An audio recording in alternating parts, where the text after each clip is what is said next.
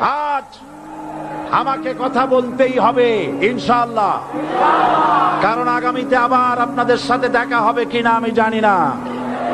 কথা বলতেই হবে। বিড়ালের মতো 500 বছর বেঁচে থাকার কোনো লাভ নাই। সিংহের মতো 1 ঘন্টা বাঁচতে চাই।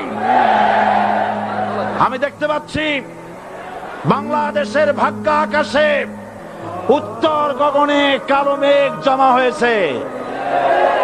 ঝড়ের পূর্বাভাস লক্ষ্য করছি। যদি মোকাবেলা করতে না পারেন সক্ষম ভাবে, এমন অন্ধকার গাঢ় কালো অমাবস্যার রাত আসতে পারে যার সুবে সাদেক হওয়া অসম্ভব।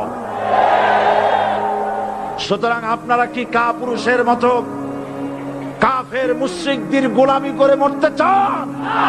তারপর বলছে কি, এরপরে বলছে, আমাকে বলছে রাজাকার। শুনে রাখো চট্টগ্রামের লক্ষ লক্ষ জনতা, পার্লামেন্টে যখন আমাকে এই কথা বলা হয়েছিল, আমার পার্লামেন্টের কলিগ জাফরুল ইসলাম চৌধুরী বসে আছেন পাশে।